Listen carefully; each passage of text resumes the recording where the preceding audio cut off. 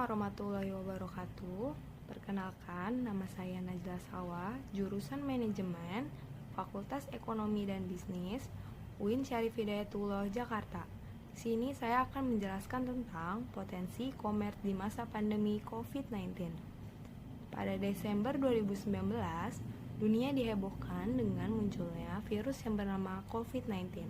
Diperkirakan virus ini pertama kali ditemukan di sebuah pasar tradisional di Wuhan, Cina, yang disebabkan oleh penularan dari hewan ke manusia dan kemudian menular dari manusia ke manusia melalui droplets.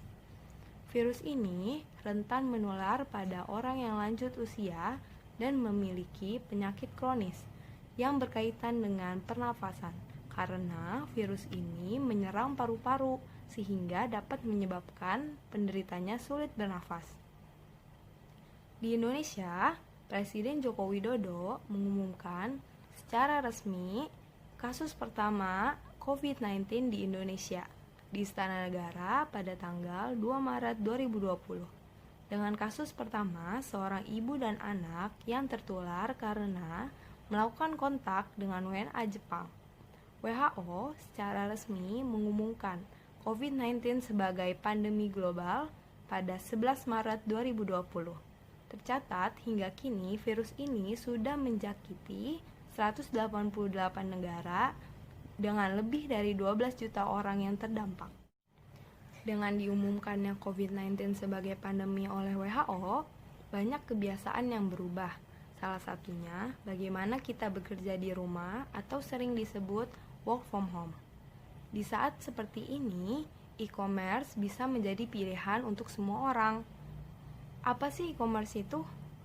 Electronic commerce atau e-commerce adalah segala aktivitas jual beli yang dilakukan melalui media elektronik. Ada banyak manfaat yang kita dapat dari e-commerce, yaitu pertama, jangkauan yang luas, kedua, tidak dibatasi oleh waktu, ketiga, biaya lebih murah, keempat, kemudahan mengelola transaksi, dan yang kelima, Anda bisa bekerja dimanapun.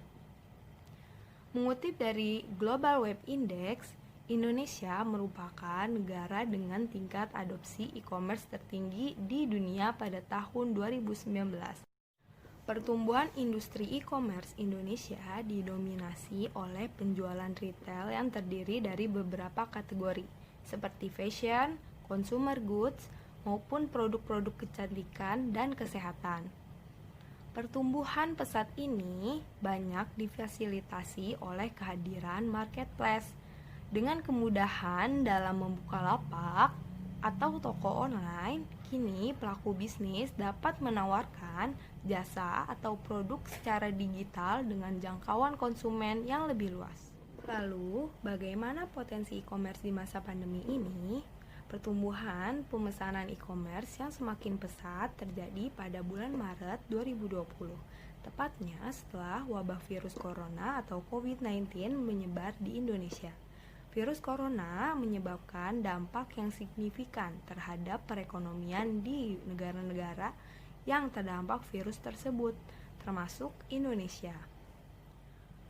Salah satu sektor bisnis yang mampu bertahan mencetak pasar di tengah pandemi adalah e-commerce, terutama retail dan grosir. Pembatasan aktivitas masyarakat menyebabkan kebiasaan berbelanja berubah menjadi pemesanan lewat aplikasi, tidak lagi datang ke toko untuk berbelanja. Dalam survei yang dilakukan RedShare, terdapat 51% responden yang mengaku pertama kali menggunakan aplikasi belanja saat pembatasan sosial berskala besar atau PSBB. Hal ini membuat volume permintaan di e-commerce pun melonjak antara 5-10 kali dibandingkan sebelum pandemi. Demikian pula, transaksi hariannya pun meningkat menjadi 4,8 juta transaksi pada April lalu. Padahal sebelumnya hanya mampu menjangkau rata-rata 3,1 juta transaksi per hari. Perusahaan-perusahaan e-commerce di Indonesia mengidentifikasi kenaikan volume penjualan dengan semakin banyaknya masyarakat yang menerapkan physical distancing. di tengah wabah COVID-19 karena masyarakat beralih ke online untuk memenuhi kebutuhan sehari-hari yang menyebabkan penjualan online di beberapa sektor mengalami peningkatan. Di masa pandemi COVID-19, sektor yang paling banyak dicari adalah kebutuhan pokok. Berdasarkan data, barang-barang yang dicari di e-commerce yakni hand sanitizer sebanyak 5.585, vitamin 1.986, antiseptik 1.300, termometer 1.007, dan masker mulut 167.000. Pada lebaran tahun ini pun, transaksi di e-commerce meningkat pesat, seperti pada Hari Belanja Online Nasional atau Harbolnas, di mana transaksi e-commerce Indonesia menjadi tertinggi di Asia selama pandemi COVID-19. Pertumbuhan e-commerce pada kondisi seperti sekarang juga membuka peluang besar bagi jasa ekspedisi pengiriman barang antar daerah, baik domestik maupun luar negeri, untuk dapat berkontribusi dalam proses pengiriman.